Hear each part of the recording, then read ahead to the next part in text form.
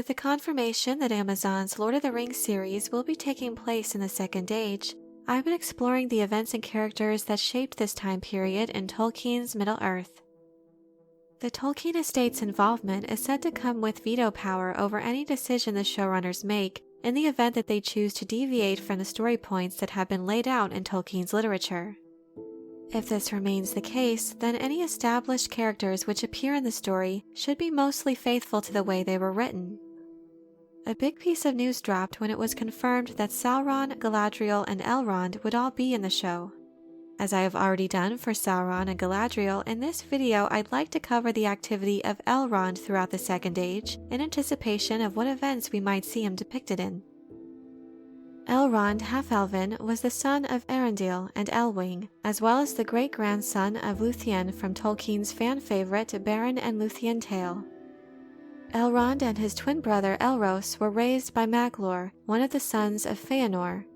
Elrond and Elros were given the choice at the end of the First Age to be counted either among mortal men or the immortal elves.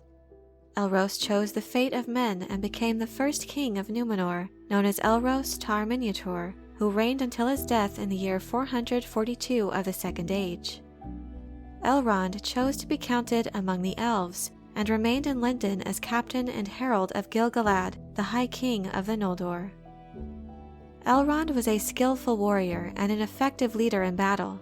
He had the gift of foresight through which he could view lands and events both close and far away.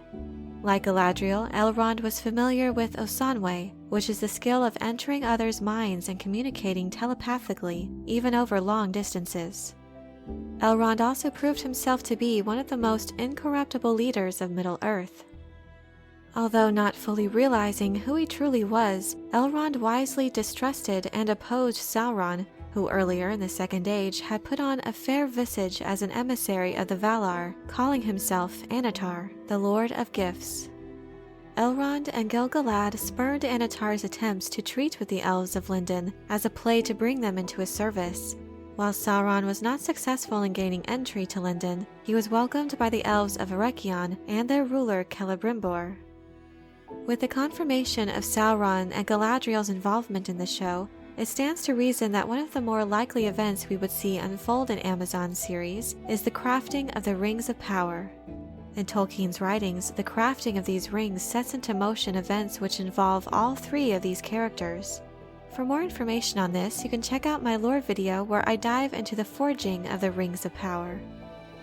In the year 1695 of the Second Age, in response to Sauron's assault on Eregion to obtain the Rings of Power that he had helped the Noldorine smiths to craft, Elrond was sent to Eregion by Gil-galad in an attempt to protect it from the Dark Lord's invading forces.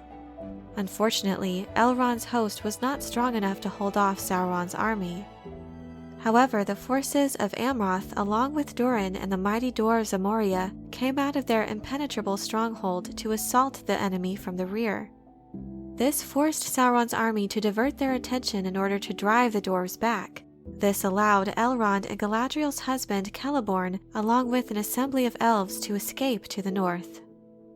During the following 2 years, Elrond founded Rivendell at the foot of the Misty Mountains, which proved to be a great refuge, and survived as one of the last remaining strongholds against Sauron until the end of the Third Age.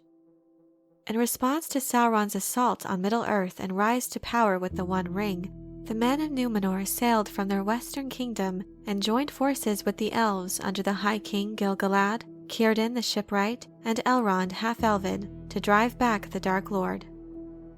After defeating Sauron's forces, Elrond remained in Rivendell, where he hosted the First White Council, which also happened to be attended by Galadriel.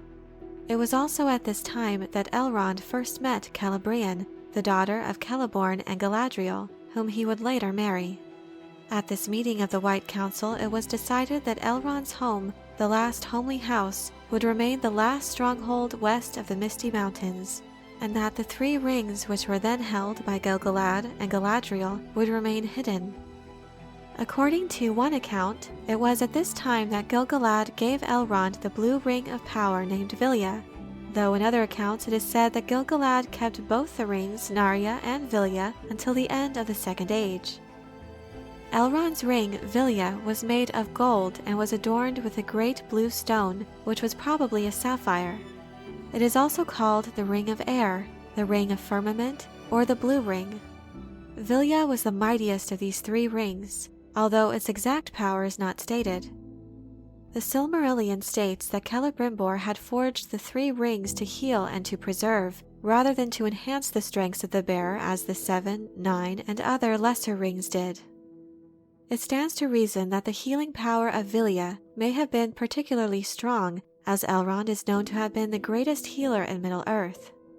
His ring also may have had the power to control minor elements, as in the Third Age he was able to summon a torrent of water against the Nazgul, which stymied their attempt to capture Frodo and the One Ring. Toward the close of the Second Age, in the year 3431, Elrond once again rode beside Gil-galad as he set out from Rivendell to travel to Mordor. Here, he and his forces would fight against Sauron in the last alliance of elves and men. With the combined efforts of dwarves, men, and elves, their forces eventually defeated Sauron's army and laid siege to Barad-dûr for some 7 years. Sauron himself then came out of his tower and was defeated by Gil-galad and Elendil, the first High King of Arnor and Gondor. During this battle, Gil-galad, Elendil, and his younger son Anarion were all killed, leaving Elrond and Círdan as the only remaining commanders of the elves, and Isildur, who had vanquished the One Ring from Sauron's hand, as Lord of Men. From then on, in all accounts, Elrond and Círdan were known to have held Gil-galad's 2 elven rings of power, Narya and Vilja.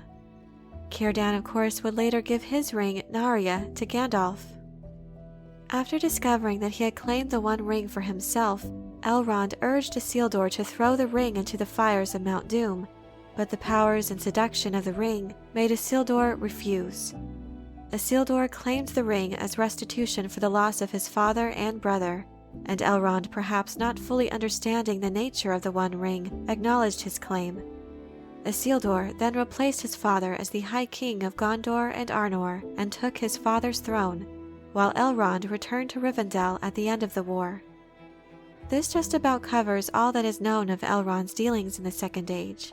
As mentioned previously, with his and Galadriel's involvement in the Amazon series, it seems most logical to me that if they attempt to adapt a known storyline from Tolkien's writings, the most feasible event, which is sure to involve all 3 of these confirmed characters, would most likely be the War of the Elves and Sauron, followed by the meeting of the First White Council.